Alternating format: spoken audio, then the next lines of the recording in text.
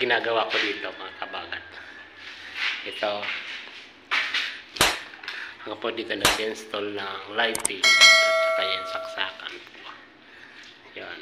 So na yung mga gamit binili na. Yan. Yan po mga kabagat. Patong kwarto. Isa, dalawa, tatlo, apat. Yan. Inabang ko na yan. Maka nakaabang na dito. Kasi dito mga kabagat yung submeter. Tapos dito po ilalagay yung breaker niya. Yan po mga kabagat. Yan.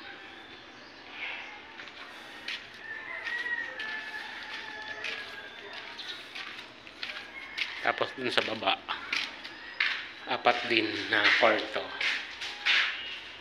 Ito, ilagyan ko na nga mga kabagat. Diyan. Dito, wala pa ng ceiling ka. Wala pa. Yan. So, kanina, pinagana ko na ito. Pinap ko lang muna ito doon sa baba, sa saksakan.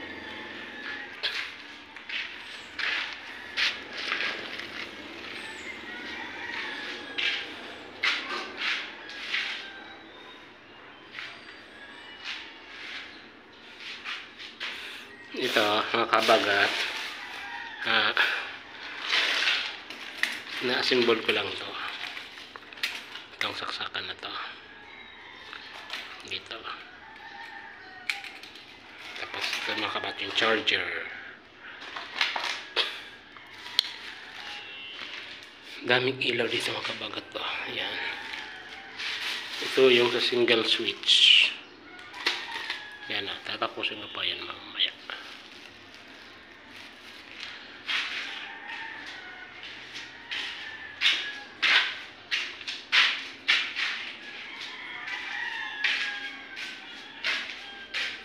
Dito yung breaker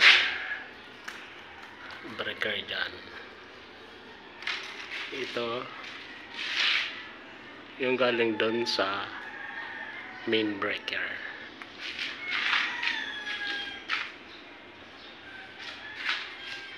Ano naman tayo sa baba mga kabagat.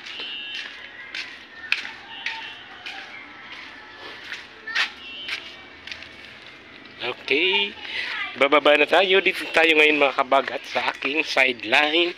For the meantime, nag-aantay tayo ng visa. Okay. Dito na tayo ngayon sa ground floor. Yan. Niready ko na mga kabagat yan. Naka-ready na siya. Na-wiringan ko na siya dito. Kasi dito, inuuna sa taas matapos. Yan, naka-ready na yan. Meron ng mga box siya. Dito. Yan yung linya ko dito.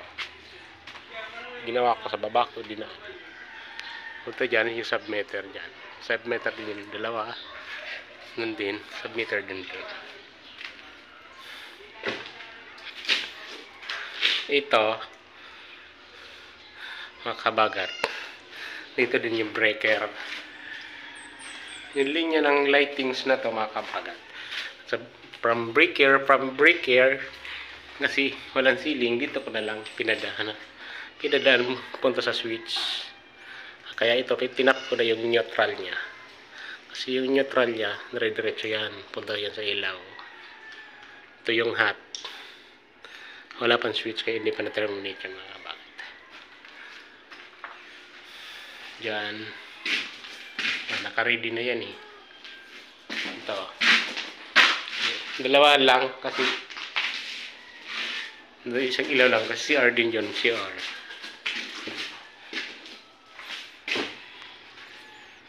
Dito tayo sa pang-apat na kwarto.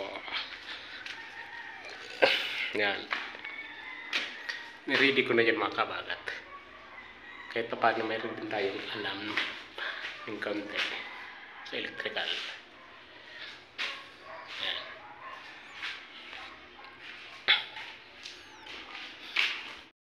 Okay, mga kabagat.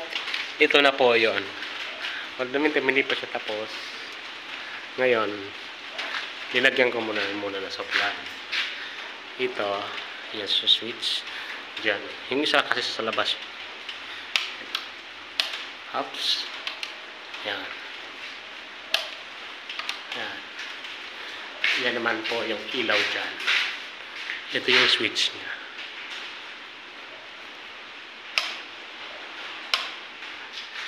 Dito, yung CR. Yan. Yan. Dun sa kabila mayroon pinag.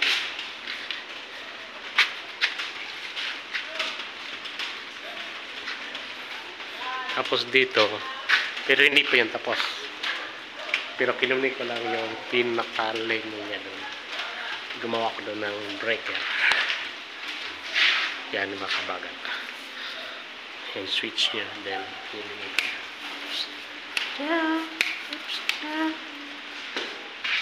wala itong mga 4-way or 3-way kasi ito lang, kwarto lang talaga.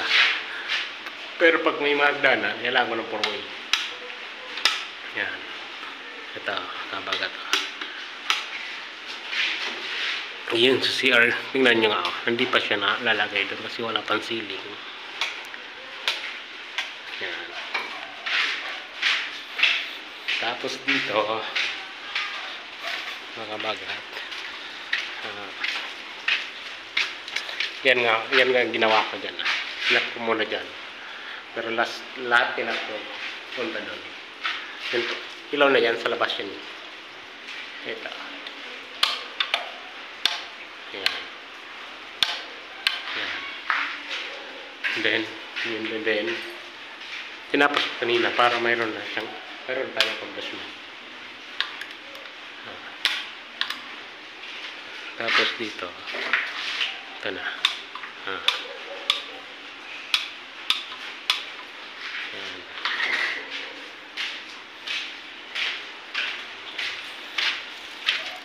At saka may mga saksakan na din ito, mga kabaga. Yun. Tsaka yun. Yung ginawa ko, mga kabaga, pansamantala. Kasi dito yung breaker. Dito yung breaker. Ito, yung puti na to, pupunta to sa submeter. Then, ito naman, pupunta dito sa breaker. Ito yung yellow na to, line to ng convenience outlet. Ayan. Tapos yung puti, ito para talaga sa lightings. Ito for temporary lang muna kasi wala pa, na-finish yan. Naglalagay ko din ng breaker at saka submeter. Para yung pan dito, nandito yung breaker sa loob, yung kanila dyan, yung submeter. Tapos, mas maganda dito makabagat sa isang kwarto na to yung mga pan dito kasi maglabas mo dito nandun yung Manila hemp, tanaw na tanaw mo yung Manila hemp sa magre-relax. Yan. May 4 pa ditong ilaw sa hallway, hindi ko pa linagyan kasi mag-ceiling pa dyan. Yan. Okay naman yung mayroon nilang. Yan. Okay naman siya. Hindi naman siya yan.